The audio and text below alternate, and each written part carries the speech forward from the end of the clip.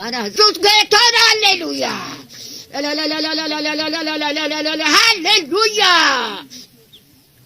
وقتي قدان ملاتا وقرا ورطا مني فدچودا لما كانرا يا دون جيرو ما تيغنيا منازا burka jirenya tigesa yaso sabasa burka jirenya tigesa yaso sabasa burka jirenya tigesa yaso sabasa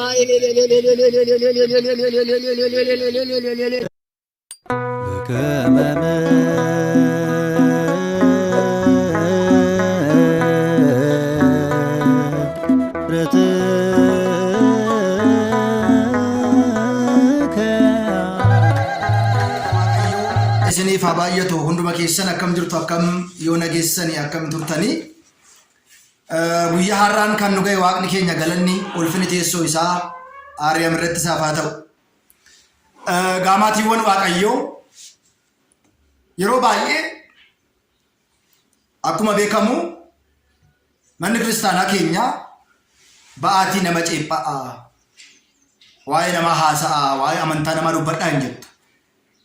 Garuu namni namatti gaafa quba qabu qubni hafe immoo gara eenyuu ilaalaa isa jedhu beekuun barbaachisaadha. Akka hin dubbanne yoo barbaadnu iyyuu fedha keenya yoo ta'u iyyuu namoonni tokko tokko garuu dirqama waa'ee keenya haasa'uu qabdanii callisuu hin qabdanii dubbachuu qabdu. Isin tuttuqneetu isin dubbisiisnaa kan jedhan jiru. Samoona kana sooshaal miidiyaa irratti waa'ee raajii maaramii irratti yaada ka'e dhageessaniittu.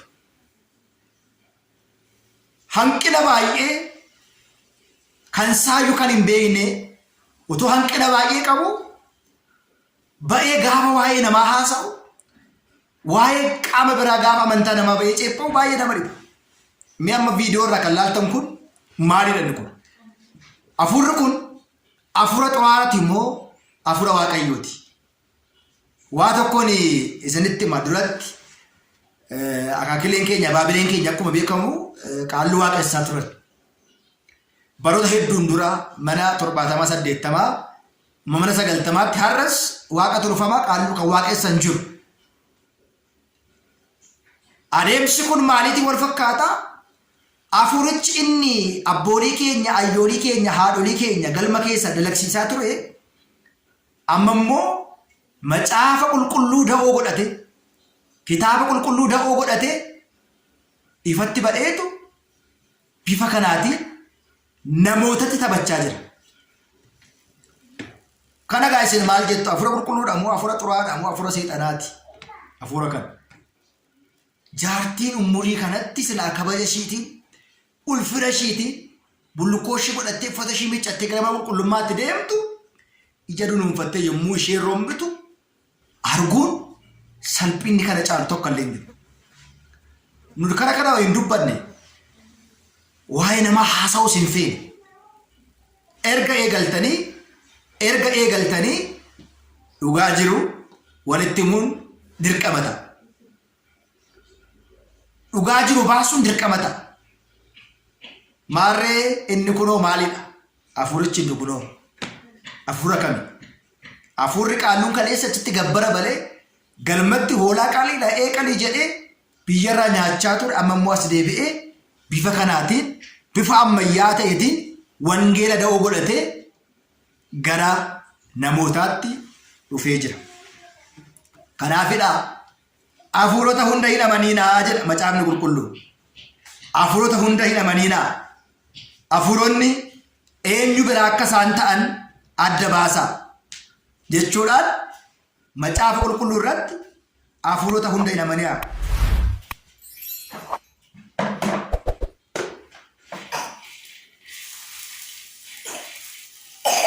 Jechuudhaan dubbata jechaadha.